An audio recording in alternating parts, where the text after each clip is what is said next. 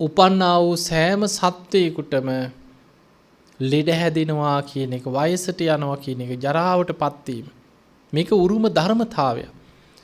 ජාතිපච්චය අපි ඉපදුනා නම් වයසට යනවා, ලෙඩ වෙනවා.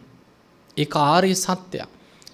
ඒ නිසා ඕනෙම කෙනෙක් ලෙඩ වෙන්න පුළුවන්. එතකොට කෙනෙක්ගේ මොළේ ආශ්‍රිතව මේ ස්නායු රෝග කියන ඒවා, ඒක කායික මේ ස්නායු වල ඇතිවෙන ලෙඩ රෝග, සමහර වෙලාවට කෙනෙක් ලෙස්සලා වැටිලා ඔළුව වැදිලා වෙන්න පුළුවන්. යම් ඇක්සිඩන්ට් එකක්, අනතුරක්, මොළයට වෙච්ච හානියක්, ඔපරේෂන් එකක් කරන්න ගිහිල්ලා සමහර ලාවට ඇති වෙච්ච වරදක්, එවැනි දෙයක් තුල සිහි කල්පනාව දුර්වල වෙන්න පුළුවන්.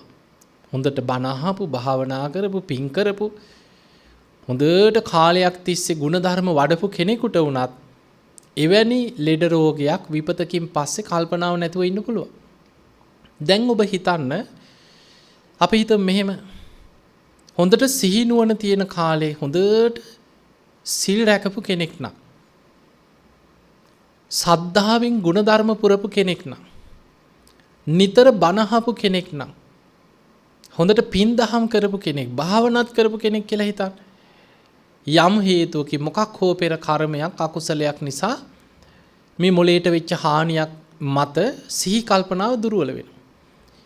දැන් එයාගේ සිහිය දුර්වල වුණේ කායික රෝගයක් හෝ අනතුරක්, විපතක් මත නම් එයා කරපු පින නැති වෙනවද?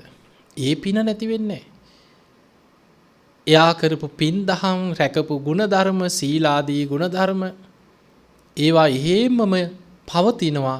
විපාක දෙන්න පරිසරයක් ලැබෙනකන් ඒවා යටපත් වෙලා පවතිනවා. අපි හිතමු එවැනි කෙනෙක්, හොඳට පින් දහම්, කුසල් දහම් වඩපු කෙනෙක්, සිහි කල්පනාව දුර්වල වෙලා මිය පරලව යනවා. දැන් එහෙම ලෙඩ වෙලා, එක තැන් වෙලා, කල්පනාවක් නැතුව ඔහොම ඉඳලා මැරෙනවා. අපි කවුරුත් මැරෙනවනේ. හැබැයි මතක තියාගන්න, එහෙම සිහිය දුර්වල වෙලා මිය ගියා කියලා අපායෙම උපදිනව නෙමෙයි. කෙනෙකුට හිතෙන්න පුළුවන් සිහි මුලා වෙලා මැරුණොත් ඉතින් අපායේ තමයි කියලා. සිහි මුලා වෙලා මිය ගිහිල්ලා අපාය යන්නේ අකුසල් බලවත් වුණොත්.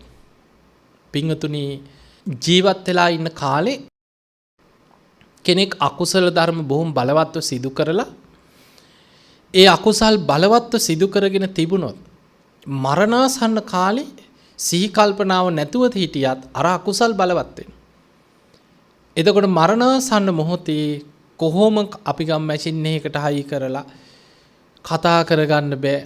ඔහොම නිකන් නිින්ද ගියා වගේ සමහර ලාවට ඔහේ පණ නැතුව ඔහේ ඉඳලා මැරෙනවා. ඒතකොට කෙනෙකුට හිතෙන්න පුළුවන් එයා ඉතින් කතා කරෙත් නෑ, එක තැනමයි හිටියේ, කාලයක් එක විදිහටමයි හිටියේ. ඉතින් ඒ නිසා කොහේ ගියාද දන්නේ නැහැ කියලා හිතෙන්න පුළුවන්. එයා කරපු කියපු කර්ම බලවත් වෙන්න තියෙන ඉඩකඩ, එයා පුරුදු කරපු දේ, කාලයක් අකුසල් නම් පුරුදු කරේ, මරණ මංචකේ අපිට පෙවුන් නැති වුණාට ඒ අකුසල ධර්මයන් බලවත් වෙනවා.